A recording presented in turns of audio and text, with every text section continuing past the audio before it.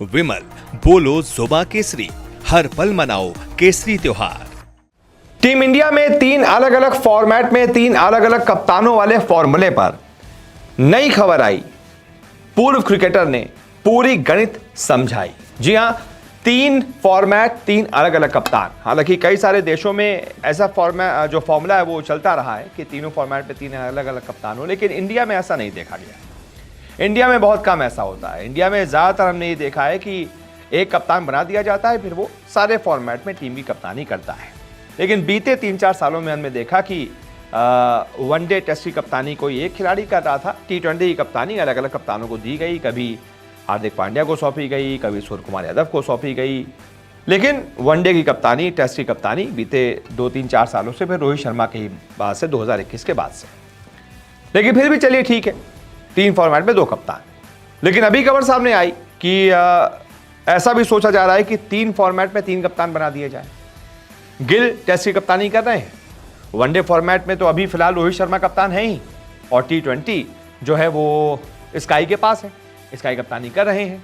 तो ये 3 कप्तानों वाला फॉर्मूला क्या आगे भी जारी रहेगा और क्या इसमें दिक्कत है, इसको लेकर आकाश चोपड़ा ने अपनी बात रखी है और पूरी गणित जो है वो समझाई है। चोपड़ा ने कहा, एक कप्तान की भूमिका बहुत बड़ी होती है। कई टीम खेल ऐसे हैं जहां कप्तान की भूमिका सीमित होती है। उदाहरण के लिए फुटबॉल में भूमिका बहुत सीमित होती है, मैनेजर ही खेल को बाहर से नियंत्रित करता है। क्रिकेट ऐसा नहीं है। क्रिकेट एक बहुत ही सहज खेल है। मैदान पर आप कप्तान को हर चीज समझा कर नहीं चला सकते। ऐसे में आपको थोड़ी निरंतरता चाहिए। आमतौर पर आपके पास एक टेस्ट कप्तान और एक अलग व्हाइट बॉल कैप्टन होता है। मैं 2 कप्तानों के कॉन्सेप्ट को अभी भी समझ सकता हूँ। हालांकि 3 प्रारूपों के लिए 3 अलग कप्तान होने से कुछ चीजें जटिल हो जाती हैं, क्योंकि तीनों प्रारूपों में कहीं ना कहीं ओवरलैप होगा। यानी कि आकाश चोपड़ा का मानना था कि खिलाड़ियों को अलग अलग विचारधाराओं के अनुकूल ढालना प्रभावी नहीं होगा। उन्होंने बकायदा इसी वीडियो में आगे उदाहरण देकर समझाया। कहा, अगर आप देखें, शुभमन गिल और KL राहुल टेस्ट और वनडे खेल रहे हैं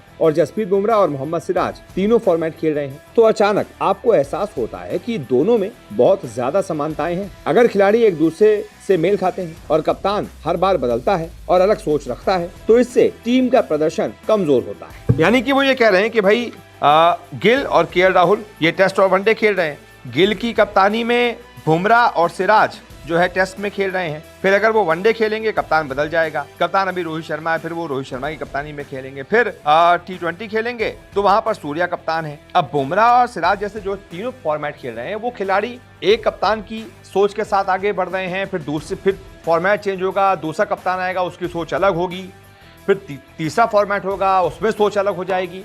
सोच और चीजें, कप्तानी का तरीका, नेचर, सब कुछ अलग हो जाता है। तो वो खिलाड़ी जो तीनों फॉर्मेट खेल रहे हैं या फिर अलग अलग फॉर्मेट भी खेल रहे हैं, तो उनके लिए दिक्कत होगी कि यार किसके साथ सामंजस्य बिठाए, किसके साथ नहीं। तो ये सारी दिक्कतें हैं। आकाश चोपड़ा यही कह रहे हैं कि ऐसा नहीं होना चाहिए। इसी को रोकने के लिए, ये जो ओवरलैपिंग है उसको रोकने के लिए, कंफ्यूजन को रोकने के लिए आपको 3 फॉर्मेट में 3 कप्तानों वाला फॉर्मूला फिलहाल ड्रॉप कर देना चाहिए। ठीक है, व्हाइट बॉल का आप अलग कप्तान बना दीजिए, वनडे और T20 दोनों की कप्तानी जिसके पास हो, और टेस्ट का आप अलग कप्तान रहने दीजिए। ये आकाश चोपड़ा का मानना है। बाकी आप बताइए इस मुद्दे पर आपकी क्या राय है? कि आप भी मानते हैं कि 3 फॉर्मेट में 3 कप्तान इंडिया के नहीं होने चाहिए? जो भी आपकी राय हो कमेंट जरूर कीजिएगा। इस वीडियो को देखने के लिए बहुत बहुत शुक्रिया।